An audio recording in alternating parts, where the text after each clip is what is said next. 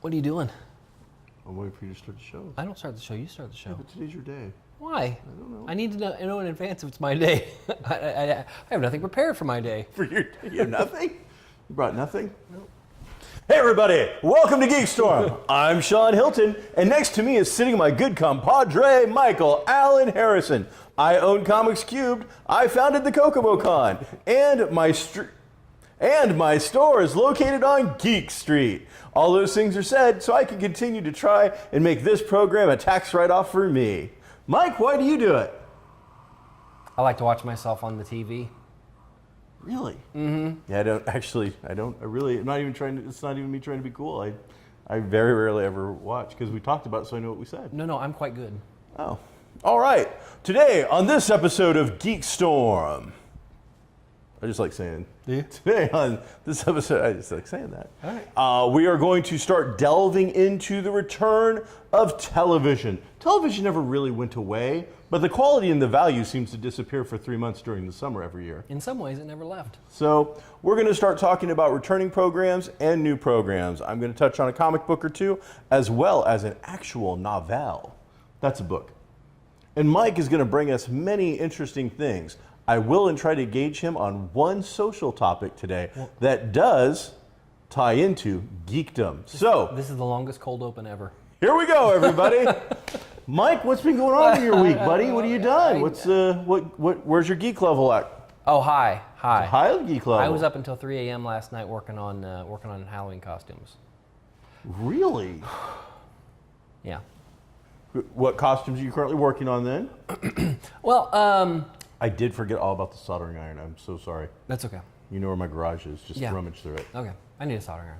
I need to buy one, to be honest. Yeah. I mean, the one I got, you're not going to. I kind of thought I was done because DragonCon, we never talked about DragonCon, but DragonCon has come and gone, but Halloween's right around the corner, and when you do things like make costumes or make things or, whatever it is you're good at, people want you to do those things when it's time for those things to be done, and Halloween is no exception for me, guys. So I'm working on I think five costumes. So you're good at making costumes. I do make some. So that is what you're good at. I don't know if I'm good.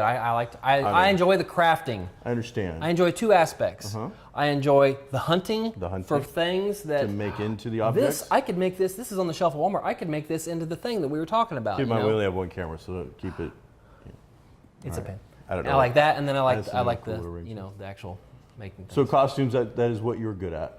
Oh, yeah. I mean, to find out what I'm good at, we'd have to ask your mother. So, moving on. What? You had that one in your pocket for a little bit. I appreciate the timing on that one. I had to keep feeding you. What are you good at? I'll tell you what I'm good at. That was sorry. awesome. I'm sorry, that was an immature thing. No. All right, so. No. I took a road trip to my wife to a little town. With your wife to? Greenfield.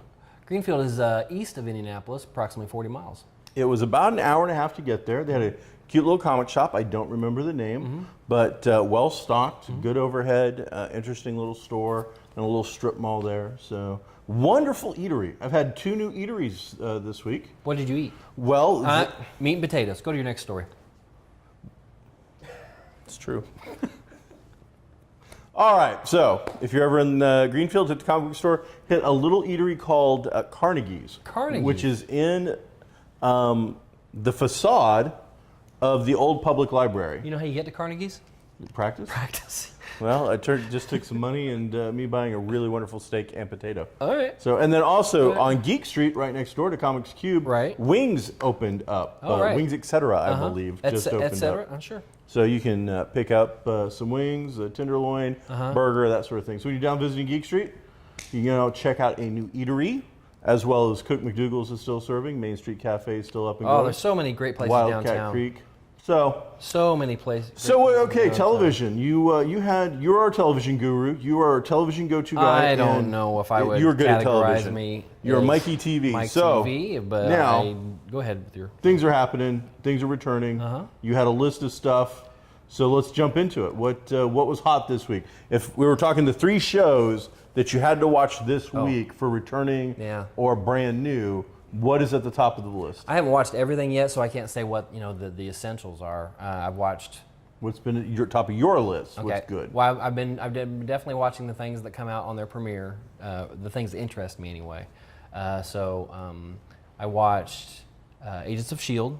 Last night. Okay, so this is season 4? Season, probably. Yes. Season 4 or 5.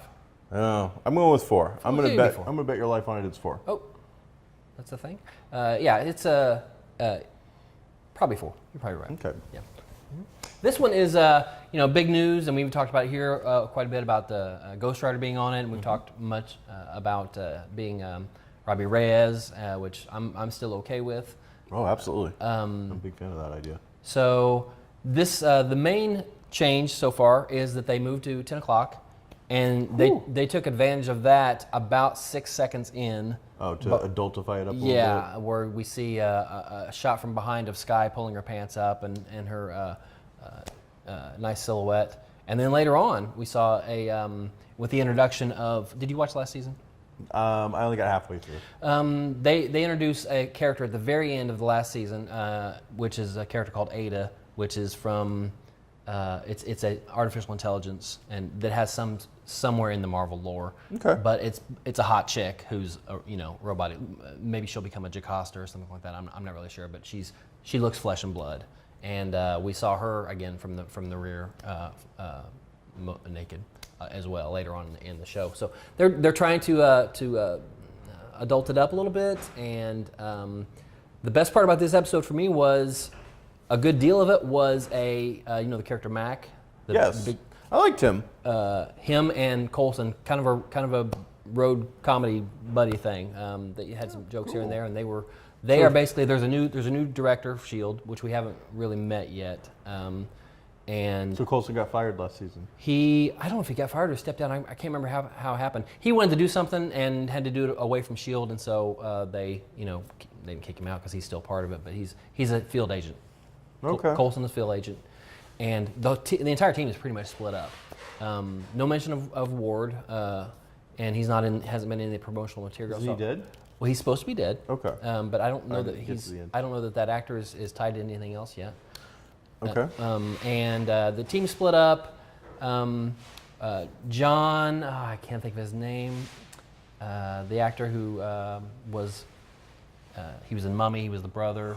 Oh yeah. The funny guy. Yes. I enjoy him. He was in it towards the end of last season. He's in it still. Oh, excellent.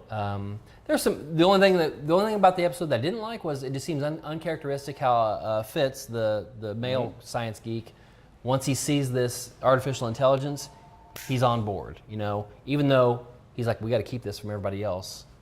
That seemed odd, and wanted to keep working on it and make it better and all that. Whereas, I would think if it was something that shouldn't be done, he might be one of the first people that's like kind of hardline rules and get it reported or whatever. But it was a good episode, and we saw Ghost Rider. How'd that come out? Very well. I wasn't sure if we'd ever see. I heard that we would see him in the first episode. I wasn't sure we'd actually see the flaming skull. On. Yeah, and we did see that a couple glimpses, and then a full on transformation. Looked great. Wow, the transformation really? looked great. The effect itself and how they designed him, it looked great. I'm not crazy about him. There's no penance there, okay? Okay. He straight out kills people. The first few you see blood splatter across the wall, that type of thing. And maybe that'll come later. But the Robbie Reyes does refer to, he doesn't call him the Ghost Rider, although other characters do. He says something to the effect of, "Well, I'm not the one who decides," and then he turns into the Ghost Rider.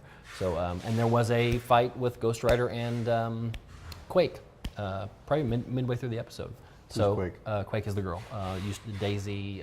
Skye. Skye. Yeah, they call her. So 3 names now. Yeah, they call her. That's not confusing at all. Yeah, but overall, good episode. I'm looking forward to seeing more. I like the show. I know it has its ups and downs, but I enjoy it. I haven't seen this episode. The last season for me had some ups and downs, but that show gets to the point, and I'm still behind. I'm like, I think I watched the first episode after the hiatus at the holiday season, and it's almost a chore to watch that show, to wait for the one or two good elements. It's almost like out of 42 minutes, I can take an episode of Agents of S.H.I.E.L.D. and boil it down to a 20-minute show to get what I really wanted out of it, and just discard the rest, which is unfortunate. I'll try to catch up, but at this point, that in Gotham, that's one of the downfalls we talked about before of a 22, 23 episode season, is that they don't have to condense their storytelling to tell the story. They have to actually expand their storytelling to fill in, so they can tell the story throughout the entire season rather than half a season. I'd be more inclined to enjoy half seasons. Stop calling it a fall break. It's not a break. It's a new season. Do it that way. Sure. But that's what it is. I would enjoy that. Speaking of Gotham, I watched that. Did you watch that? No, I fell behind on that as well. I don't know that I'm coming back to that show.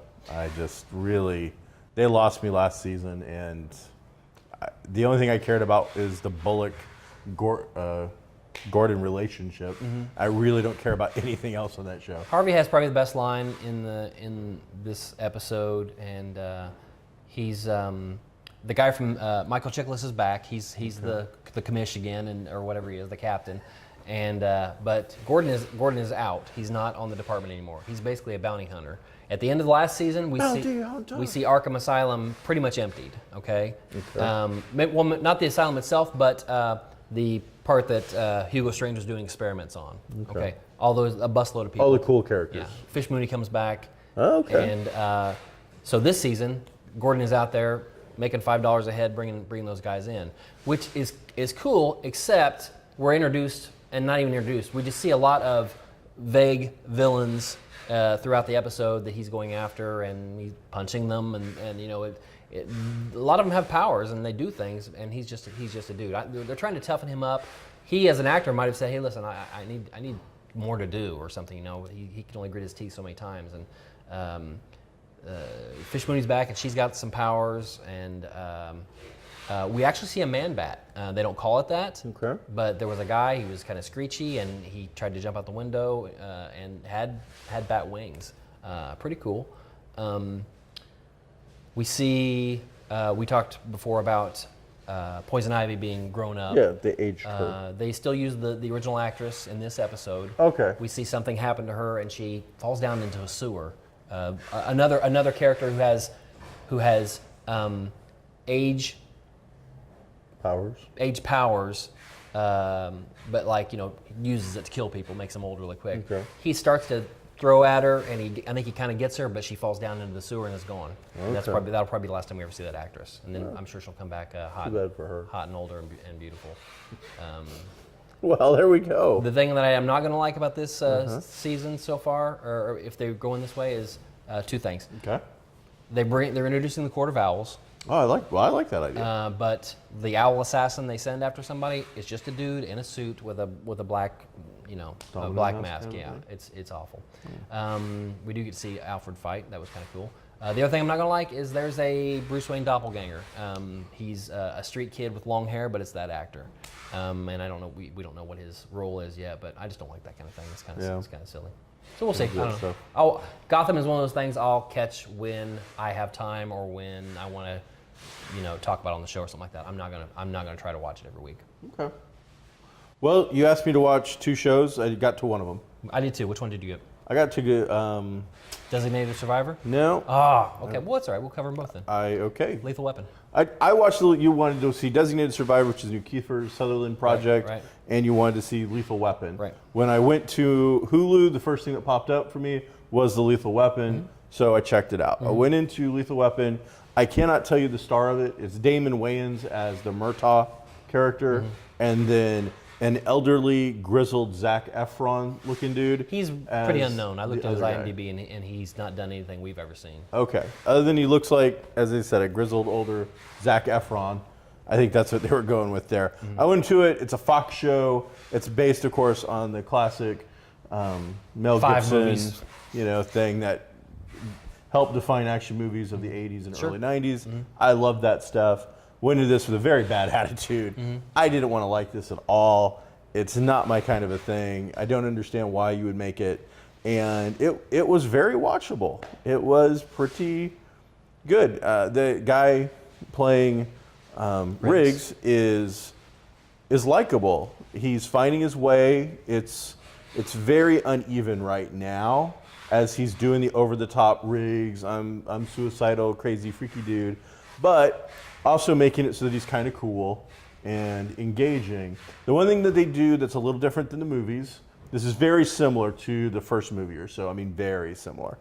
But they define the origin of Riggs immediately. Within the first 3 minutes before the first commercial break, why he is the way he is. So they give the origin, they then go right into it. They show him do some high actiony stuff. They then introduce him to the Damon Wayans character, who I don't remember. Damon Wayans was the original Danny Glover version. He didn't have heart surgery, right? I don't remember. I think he was just old. He was older. He was just retired. So in this, they give him like an actual heart surgery. Probably because he looks younger than Danny Glover. And they need to have him read it. They had him just turn 50 in the show. He doesn't look 50 at all. So he probably is. He's got a little gray in his beard, but he didn't look 50. So I would imagine that his wife looked about 30. And they in the show? Yeah. Then they talk about it. She's did younger. They? Okay. Yeah. Yeah, was that Gabrielle Union? Is that, I don't think so. I actually did see the first 5 minutes of the show. Okay. This morning. So you saw the origin? I saw up until while Murtaugh and his wife are in bed. So Okay. I did see the origin. I know what you're talking about. So and I like that. I thought that was something that if you're going to do a procedural. So basically, it's a police procedural with an action adventure element, going with the facade of the Lethal Weapon movies. Overall, I gotta say, for a first episode, I give it a thumbs up. I thought it was fairly simplistic. It was very formulaic, but those two together, there could be something there. I don't think it's probably gonna make it. Just being brutally honest, I just don't know that a comedy, action, adventure, police procedural is what the world is clamoring for right now. I will probably check out a couple more episodes, and if that guy playing Riggs, and don't get me wrong, uneven, the character is unhinged somewhat, so maybe the acting is that's how he's trying to do it, but I felt like it just didn't feel quite even in the acting area, where the swings and whatnot I expect, that's what we know the character for, but it just didn't feel like he quite had the handle yet on the cocky, crazy versus the down-to-earth. But there was a couple of elements where he does nail it. So all in all, very pleasantly surprised. Very happy with it. I don't know that I would have been better off watching Designated Survivor. I have not heard good things thus far, so I'm interested to hear what you have to say. I just real quickly on Lethal Weapon. I like I said, I watched the first 5 minutes, and I that was enough to make me watch the rest of the episode. The thing with Fox though is they don't have other than animation, they don't have a lot of big hits. So unless something, even if it just does okay, even if it's as good as just this first episode, unless something better comes along that they want to throw their money at, it'll probably be on for a little bit. Okay. Damon Wayans is not a big star, but he's recognizable. I've always liked Damon Wayans. Yeah, I don't know. As long as he doesn't start doing, he's got a kind of a whiny voice sometimes, and as long as that's not who Murtaugh needs to be, I don't think. So far, they really haven't done that. That's cool. So that's cool. Yeah, I look forward to seeing it. And making. Now, in the movies, is that how his wife died in the movies? I know he had a girlfriend that was killed by the dude. I hate to say it, but I mean, that's so convoluted in the movies, and it's so buried in the back end. Wasn't during one of the movies, Riggs has a girlfriend staying at the thing. Yes. A South African guy comes to kill her or kills her, and in trying to kill Riggs, he says, "I did this to your wife also." Isn't that what happened at the dock? He puts him in chains. You know what? There's always another good reation to watch Lethal Weapon again, the real one. So I'm all for that. Not having, if that is true, not having the because this wife died hit by a car. Right. So nothing mysterious about that. That's not a MacGuffin that we're going to chase all season. Yeah, no. That's good. There didn't seem to be anything behind any of it. There was no weird. They can always try to add in a backstory to she was killed on purpose, but it definitely does not come across that way in the episode that you saw. There's no further fulfillment. At the end, there is a connection, but it's not the shadowy organization connection. It's the connection to why Riggs ends up in L.A. out of Texas. Gotcha. Okay. They just explain that, and it works. There's some good key elements. So Kiefer Sutherland is no longer Jack Bauer. I never really watched 24. I think I watched the first few episodes of the first season. The first episode of the first season. It just didn't do it for me, and I was out. I don't dislike him necessarily, but he's not a draw for me. I don't find him really engaging as an actor. He's looking kind of old. He's looking his age, definitely. But this is it started out with a couple screen scrolls to let you know that this thing called the Designated Survivor is an actual thing. Every time when they do the State of the Union address and everybody gathers, they always pull one cabinet member and put them off in a location. So this opens up with... And let's explain a little further, just because people don't know. There's with the president, the vice president, there are steps of ascension to become the president. President dies, then you get your vice president. Vice president dies, then I don't remember. Speaker of the House. Speaker of the House. Then it goes on down, and it goes. I'm sure it goes 20, 30 people as to who's in line for the presidency when bad things happen. Yes. And that's why they do this. This idea is that it ensures we have a working government. Yeah. He's so far down on this list. Yes. He's the secretary of urban development or not even interior, because that's a big deal. Urban development or something. He's got to do with the housing and authorities and stuff like that. That's his deal. So it opens up with and probably the most unrealistic part of the whole show. There's probably two things. When the explosion happens, they're watching the State of the Union on TV. He and his wife, and all of a sudden the screen goes blank during the president's speech, and they're all like, "Oh, what's going on?" And their phone rings, and they're looking, and all of a sudden Secret Service bursts in the door, and they say, "We need to get you to a secure location." Blah blah blah. He goes over and opens the window, and I'm going to say probably less than a mile, maybe 20 blocks away, you see an explosion rising out of the thing. Body kind of thing. Well, you would have felt that, okay? Yeah. That you would feel that, With a tremor. Yeah, when the Tenbrook exploded over here on, it's been more than 10 years ago. You felt that all over town, okay? And Kokomo was 5 miles across. The natural gas place? Yeah. When natural gas place exploded locally, yeah, you got a tremor. And that's silly. That's just me. But well, what's sillier though is that the guy. Now, if I'm getting this right, so the Secret Service knew that this guy was the next in line immediately. Well, I'm sure those people have Secret Service with them all the time. Especially depending on how far down he is, I'm not sure. Especially when he scrolled away for this particular purpose. There's probably. So he was the guy. Yeah, he's the guy. Oh, so he can't be that far down in the pecking order. He's got to be in the top 10. Maybe. I would think. Secretary of. You don't know where he was actually? Urban Development. I don't. I think it was like 14th or something like that. Really, it seems weird that. I mean, I would think you'd have one of your top 10 guys as the one that you're going to hold as your ace out for the next president of the United States.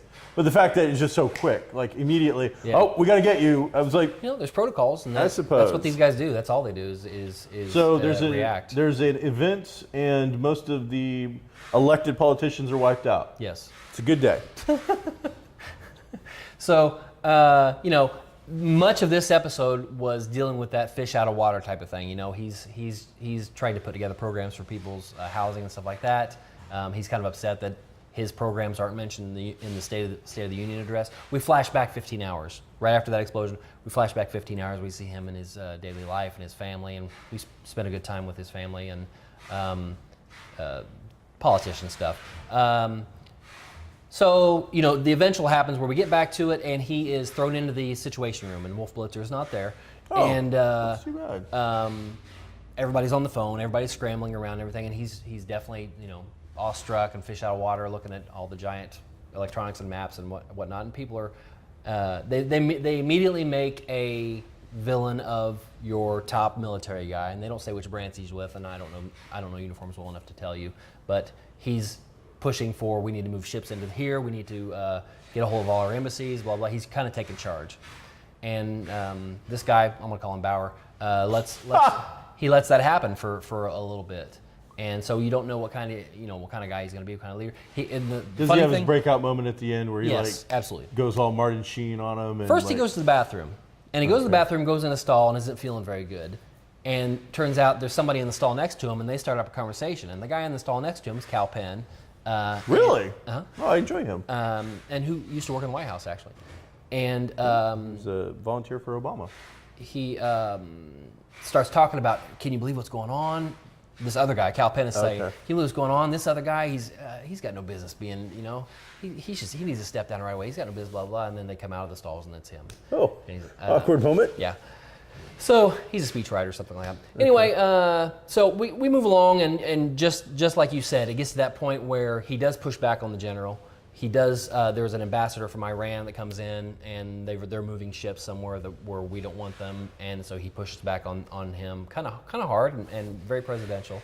And at the very last scene is him making a presidential address to the nation. I guess whatever. It's okay. I know you like Madam Secretary. I was going to go there. It felt much like that. I'm like, I think that I don't know what channel it's on or who's doing it, but I would think this is a deal where after 2 seasons of Madam Secretary, they're like, this is really this is gathered an audience. Right. It's usually on the pulse of what's going on, the things that they talk about in it. Right. That show is made, I would assume, very quickly because they're able to talk about key things that are going on in our world. Madam Secretary. Madam Secretary, very quickly. And at the end of the 2nd season, they come tell her that we want you to be the vice president. So, I mean, it's building to the point where she'll eventually be president. And I don't even think it after an assassination. I think she was Madam Secretary for 2 seasons. You have her as vice president for a season or 2. And then after that, you have the guy actually, he's done. He's done his presidency, so she goes on. And this, I think, is just like, we know what they're going to do, so let's just jump to that, and we'll start telling those stories now. A lot, and this probably won't have as much in a topical way as that show does. They're going to have to deal a lot more with who blew up who blew up the house and all that, and him being still kind of fish out of water over his head. So. I'll watch a few more and see how it goes. I wasn't a huge fan of Madam Secretary, but it does have it's got some good actors, and it does hit you over the head right away with you're not supposed to like this guy and you're not supposed to like this guy. All right, but that's a little heavy-handed. I don't like that. I like it when they build it a little better. Okay, so that's what we've seen. What is coming up that you are looking forward to that we can start, kind of getting excited about? I mean, we all know Walking Dead is going to be returning soon. Yeah. And the amount of talk that The Flash is getting, which will, kind of connect all, Supergirl, Green Arrow, Flash, and Legends of Tomorrow. All 4 are going to feel ripples from the Flash season finale, which gave that. I mean, that's a lot of power for one show to have that effect. It is, but I'm under the impression that it's not going to be a season-long thing. The Flashpoint, it's going to be, I think, 4 or 5 episodes, and that's it. And that's it. And I don't know how it will. 3 episodes or 3 minutes. I'm not sure how it'll affect the other shows. It should. Okay. I'm as far as new shows, man, I can't think of anything other than seeing how Supergirl gets implemented into that CW universe. I can't think of anything that's new, like a new show that I'm super crazy about. I'm looking forward to the future, the time travel. Yeah, thing. What's that called? I'm going to check that out. Yeah. I think it's like a 3-title thing. So you'd think we'd get better at this. Oh, no. There's no. All right, in comic book stuff, got a couple things to talk about that you didn't read because you don't read comics anymore. It hurts my feelings. Aww. From Image Comics, we've got 7 to Eternity by Rick Remender and Jerome, is it Opeña? Sure it is. You're just better with that sort of thing. Very cool little book. This is well worth reading. It's got some depth to it. The idea being that you've kind of got this futuristic / mystical kind of world going on, and a family dealing with not going along with the program, going out to live on their own away from the Mud King. It's very hard to explain, and it would be odd because that's my job. Is it set in its own universe? Yes, absolutely. And but man, really, just top notch. I mean, as I said, I'm having a hard time. Beautiful art. The story's really rich. The details there. It's set up like a movie poster. Absolutely. Like the title, and it's got credits underneath and everything. It was really well put together. I wonder if they want it to be picked up. Well, everything wants to get picked up. Already this would be tough, just because of what they're doing with the stuff in the book already. I see. But beautiful kind of thing. I'll read that. From Dark Horse, you get Hellboy and the BPRD. I thought we were done with Hellboy. Hellboy is done with original stories, new stories. The Hellboy and the BPRD series is a past thing. That's not to say it's a reprint. It takes part in 1954. Is it still Mignola? Yeah, well, he's writing them or co-writing them with other people. So it's still his. He's still got his hands in it. Oh. There's still Hellboy coming out. I thought so when he just ended the ongoing series. Yes. He hasn't stopped writing Hellboy. Exactly. Okay, Hellboy didn't get retired. I didn't see. These are adventures from the past. This is a 2-part thing. Okay. Really well put together. I liked it a lot. It's an Arctic kind of a feel, almost Arctic. It feels a little bit like the Vril, which was a Nazi UFO kind of thing. Highly recommend it. And there's a couple of historical things in there as well as some historical language in a negative kind of manner, which is always deals with race. In the 50s. But we were done in the 50s. But it felt right. Like, not as in it felt not right for you personally, but right for the story. As I'm reading it, I'm like, it had just the right amount of impact. It didn't that was horrible, but it was like, well, yeah, he probably would have said that. Cool. I can disagree with it. And then from DC Comics, you get Trinity, which is Batman, Superman, and Wonder Woman, the big 3 of DC Comics coming together in one title. So kind of like a mini Justice League with all the heavy hitters. They've done this kind of thing before. The first issue was pretty good. Little light, but that's just the new style of DC because they're coming out twice a month, so they all feel a little light. All titles are coming out twice a month? Yeah. Wow. Yeah, all their titles are now twice a month. So are there any titles that are not Rebirth titles anymore? Is everything There's Rebirth? A couple. They've got a new thing called Young Animals, which is basically the take on Vertigo. Okay. Now, Vertigo's still around, but I think it's being offset by this Young Animals. And Gerard Way, a popular rock artiste, is writing Doom Patrol and a couple other things. So good stuff like that. We didn't get a chance to talk about the new novel I just finished that I want to talk about. We'll talk about next time maybe. Daniel O'Malley's got a sequel out to The Rook. If you haven't read The Rook, I highly recommend it. Daniel O'Malley, great little sci-fi, modern day, powered mutants, Britain, secret agents. This is a sequel to that? This is a sequel called Stiletto. So The Rook, okay. But yes, check out The Rook. I'm looking for something on my Audible. I think you would like that a lot. Okay. So that's it. That's what we've got time for today. We'll be back next week with something cool and exciting going on. What episode is this? 142. That seems low. Okay, I'm Sean Hilton. This is Mike Harrison. GeekStorm is filmed on Geek Street in the heart of downtown Kokomo, so stop by and check us out. Until next time, be groovy.